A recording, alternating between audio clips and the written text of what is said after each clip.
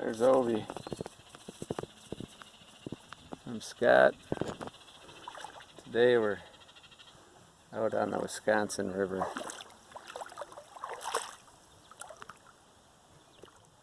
Right there basically is the town of Woodman. You can't see it, but it's just off the river a tiny bit. This is an island out in the Wisconsin River. And right now I'm walking downstream, but just on the very edge of a little sandbar island. So I'll give you a little bit of a tour and a little information about the Wisconsin River quick. There's a little tiny turtle trail coming out of the weeds here up in the sand. That one looks like it's big enough to have been hibernating. So the Wisconsin River is just filled with sand, the lower Wisconsin River. This plant right here is also in abundance on the Wisconsin River. It's poison ivy. It's tiny right now, but will still make you itch. It has an oil in the stems and the leaves that actually causes an allergic reaction on your skin. And I'm incredibly susceptible to it, but I get it every year, numerous times. There's a whole pile of fish scales out here. Look like carp scales to me. Something ate a carp, either already dead or recently dead. All the sand in the Wisconsin River is part of why they have the sandbars, but also why they have drop-offs. So understanding a little teeny bit of hydrology can help you if you're spending any time on the Wisconsin River. Even this little teeny example, if you look, I'm looking upriver or upstream. When the water comes down, it drops sediment, sand, and creates a little drop off. So you'll notice, like, I'll try and show my legs here quick. I'm already almost up to my knees, and I'm that close to where the water ends. So as you can see, it gets deep pretty fast. And that's because this is the front end of that drop off. So in other words, downstream end. So if you're walking upstream, you're going to go up that. If you're walking downstream, you're going to suddenly go from, where my feet are right now, where Obi's standing, to very deep, very quick. And that's sometimes what causes people to be surprised suddenly and not be able to make it back to shore. This river has claimed a lot of lives, a lot of drownings.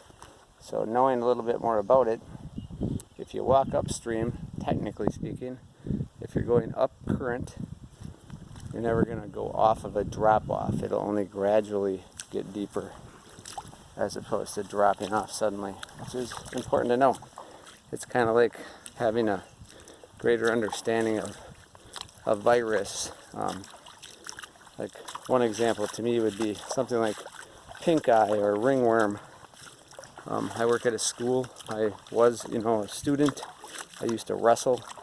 If anybody had pink eye or ringworm, they were done. They were done for the time being, at least. They couldn't come in on the wrestling mat with pink eye or ringworm, because it was understood that it's contagious, which I think relates to this current pandemic and COVID-19.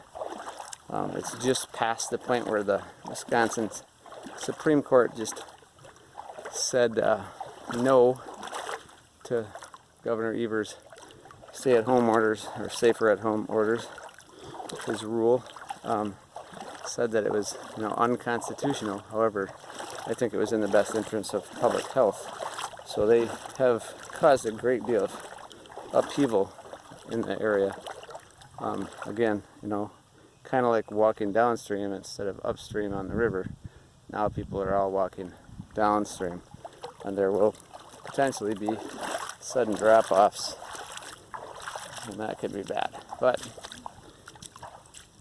we'll see, I guess. That's what science would tell us. But we'll see what happens. That's observation. So now we have to just observe what takes place. Again, I'll show you one quick example. I've always loved the shoreline here. Right now the river's dropping a little bit. So again, another little example of a teeny drop off, this one.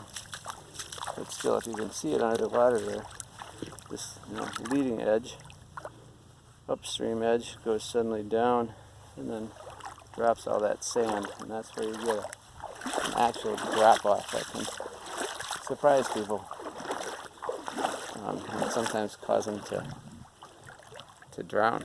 I guess it doesn't cause them to drown. Again, if you just think about nature, nature doesn't cause things. This virus doesn't kill people like by its own will. It's just doing what it's doing, and the river just does what a river does. It flows down to the lowest point, which in this case is down toward New Orleans, after it joins the Mississippi. So the COVID-19 or coronavirus is not trying to kill people. It's just trying to live and be a virus, but a virus needs a vector. So just as the river needs to have water and have a place to flow, a virus needs a vector in order to survive. So if you take away the vector, you starve it. So if there is no water, you don't have a river. That'd bum me out because I love the rivers. But I'm just starting to drone on now, so hope you enjoy the outdoors. Maybe get to see the Wisconsin River once in a while. I love this river. It's a little wilder than the Mississippi, a little bit fewer people. I see no one today, so like I've said for a while, there's an eagle's nest actually. That's an adult eagle sitting right next to it. So as I've been saying, stay socially distant. I would still highly recommend that, but try not to be too socially isolated. And take care of yourselves. Until next time, I'm out of here. And I hope he's way ahead of me.